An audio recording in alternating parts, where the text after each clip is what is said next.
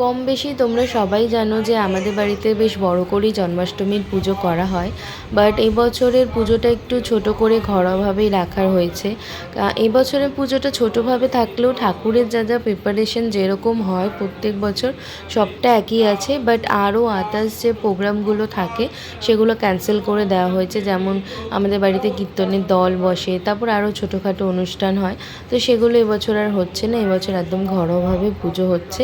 তো সেই পুজোরই কিছু ক্লিপ তোমাদের সাথে আমি শর্ট ভিডিওতে শেয়ার করছি। ঠাকুরের ভোগে যেমন তালের বড়া, মালপোয়া, লুচি, সুজি, তারপর নারকেল নাড়ু, তিলের নাড়ু সমস্ত কিছুই হয়েছিল, গুড় খই অনেক কিছুই হয়েছিল। সো এবছর জন্মাষ্টমীর পুজোরই কিছু ক্লিপ তোমাদের সাথে আমি শর্ট ভিডিওটাতে শেয়ার করলাম। আর পুরো ভিডিওটা দেখতে গেলে আমার চ্যানেলে মৌমিতাস গুড লাইফ চ্যানেলে গিয়ে তোমরা দেখতে পারো। তো আমার চ্যানেলে বড় ভিডিওটা রয়েছে, তো ওখানে গিয়ে তোমরা পুরো ভিডিওটা দেখে নিতে পারো।